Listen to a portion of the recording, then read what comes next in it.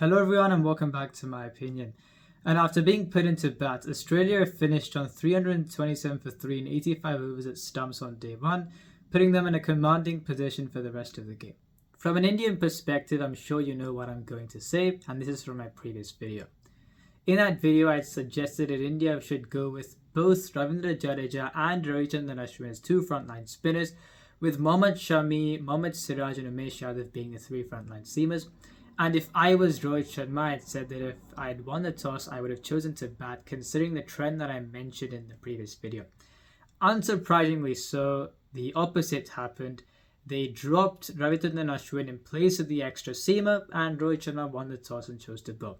I'm saying unsurprisingly for two reasons. One, I thought they'd do this anyway, and two, and despite what I suggested, and two, either yesterday or the day before, there was some images circulating on social media of the playing surface, and there was some greenery on shore.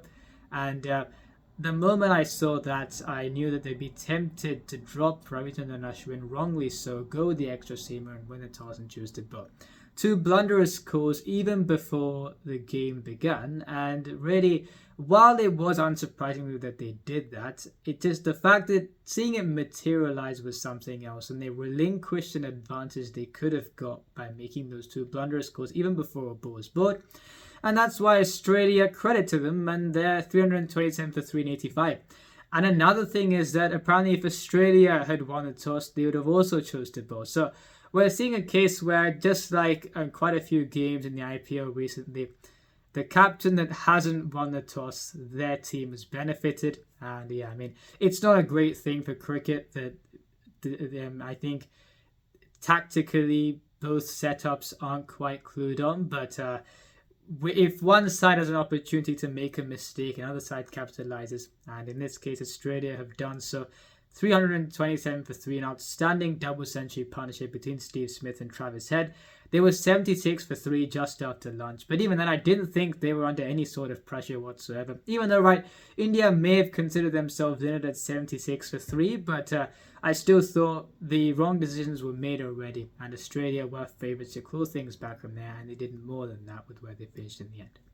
Mohammad Shami and Mohammad Siraj were good up front, and the first wicket to go was Usman Khawaja for 0 of 10 when the score was on 2.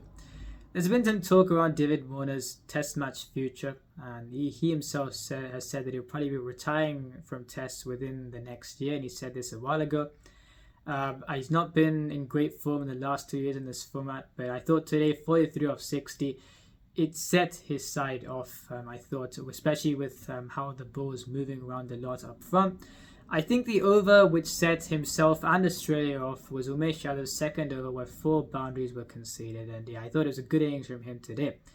And even though Australia was 76 for 3 after lunch and the big wicket of Labuschagne was lost, I'll say this again like I said in the previous segment of the video, you didn't think they were under any pressure at all, because like I said, as per or in line with the trend that I mentioned in my previous video, India had made 2 blunders even before a ball was bowled. And you thought Steve Smith and Travis Head would fancy their chances in bringing the game back in Australia's favour. And they've done that to quite some degree with 327 for 3 after 85 at the end of the day's play. 2 different types of innings. Steve Smith, 95 of 227, faced a better bowling, I thought. A couple of chances here and there, for example, especially when the ball didn't carry to second slip a few times, it was standing a bit deeper.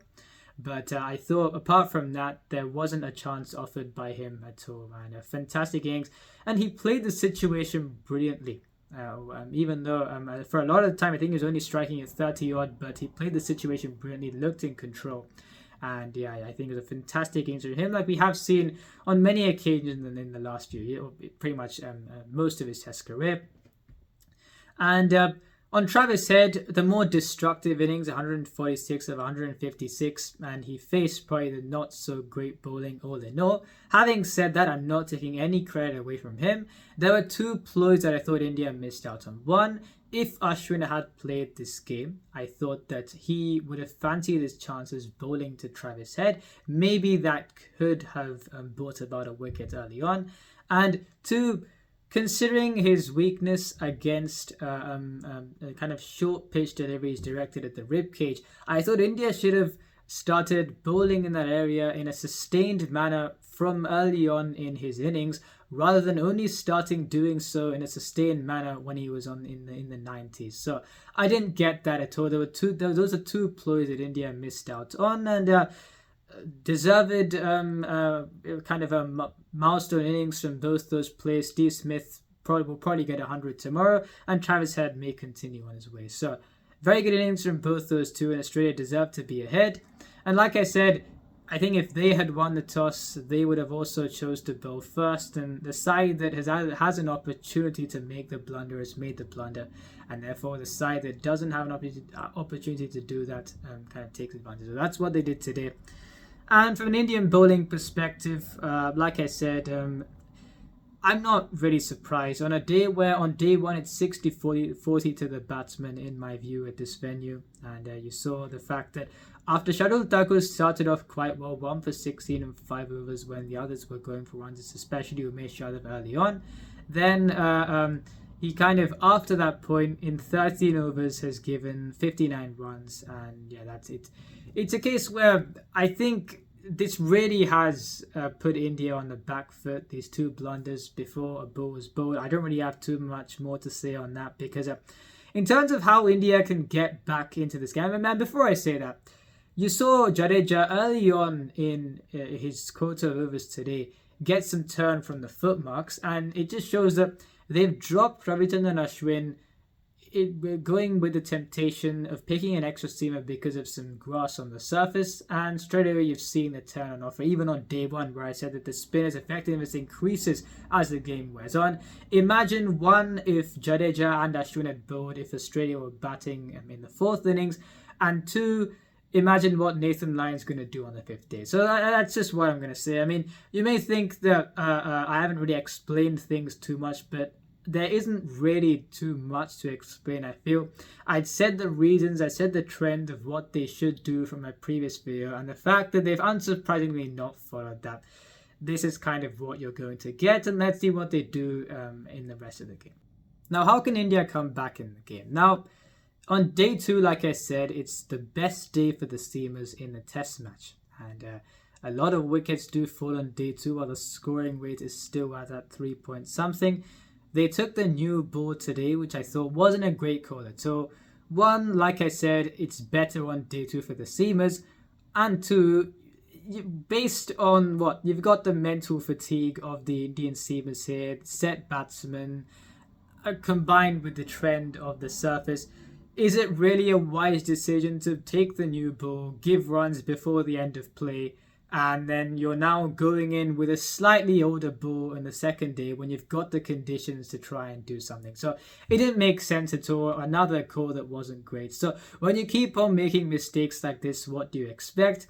And in terms of how India can come back into this game, I think it's just a case where you saw towards the end of day 2 where England were dismissed for 290. India were 43 without loss at the end of day 2. Now at that point, the surface started easing out going into day 3 and day 4, where India powered on the run to get 466. And then on day 4, England was 75 without loss after the end of play. So until the end of day 4, it was quite a good service to bat. Then on day 5, you saw that England fell quite a bit short of their target.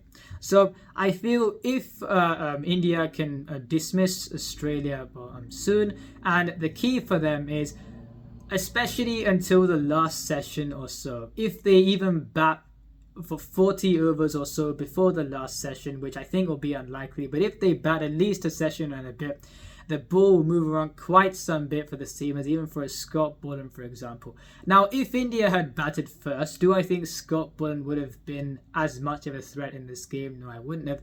But since India have chosen to bowl, they'll now be batting on the best day for seamers at this venue, and against a Scott Bullen who the conditions tomorrow will suit his type of bowling, things will be difficult. So on a day where a lot of wickets for India, will have to make sure that they don't lose many wickets, since the first innings total will be quite a lot. If they do that, if they can somehow get to the end of the day's play by not losing too many wickets, even if Australia bat for just more than half of tomorrow, then India could maybe bat for a long time and even push for a draw. So I think there is a possibility there. But I think, we'll have to see how things go. The key is if India bats in about that middle session or so against someone like a Scott Boland, how many wickets will they lose? And that is the key. So I will be going to the game tomorrow and on day 4, so I'll be able to see the game live on both those days. And yeah, I hope from an Indian perspective that I think if they don't lose many wickets going to that last session, then they can really look to pile on the runs and they could push for a draw. Winning the game from here would be quite difficult, and that's why I'm not really looking at from that angle. But yeah, let's see how they go. If you enjoyed this video, please like and subscribe, share it with your friends. Remember, this is my opinion. What's yours?